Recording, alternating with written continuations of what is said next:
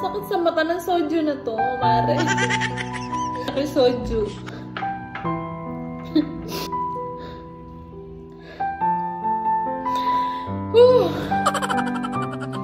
Ito yung side ko na hindi nakikita ng iba.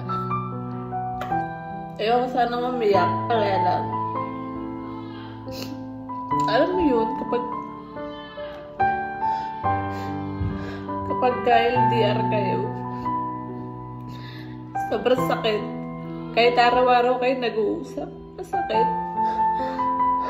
Oh, ako, independent woman ako eh. Pero dumarating yung oras na kailangan mo ng asawa, ganun. Kailangan mo ng kasama sa buhay, ganun. Ang nakakalungkot lang is wala nga siya. Nasa ibang bansa. Eh, wala naman tayong magagawa doon, di ba? Nating tanggapin.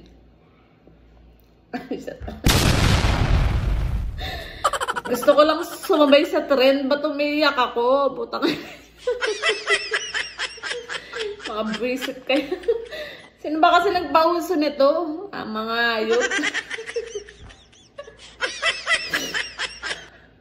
Ayoko umiyak pero wala. Hanggang ngayon nasasaktan pa rin ako. Kaya sa mga katulad ko dyan na lumalaban, yung mga nag-LDR, yung mga seaman, yung OFW na nasa ibang bansa yung asawa nila, ilaban natin yan. Kaya natin yan. Darating yung araw na hindi nila kailangan umalis. Diba?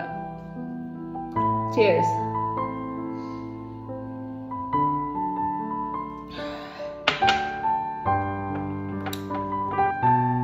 Gusto ko lang mag-makeup para makita rin ng tao yung, you know, asawa ko wala naman.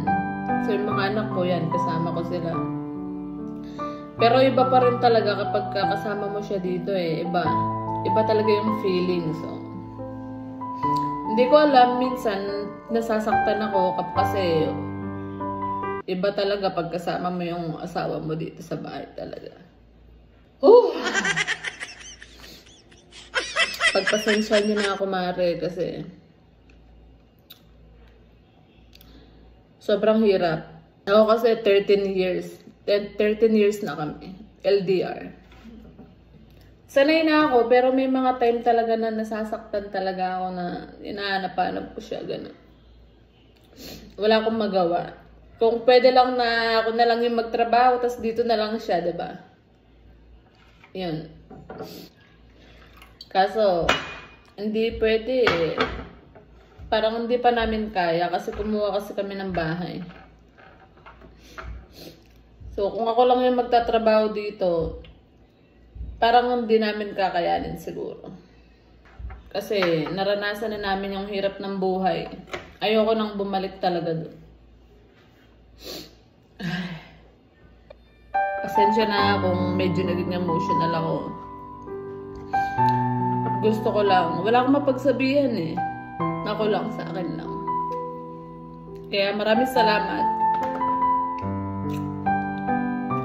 sa yung mga kaibigan ko, mga followers ko na nagla-like pa rin, minsan nagko-comment, ganyan sa mga post ko. Maraming salamat, guys. Diba?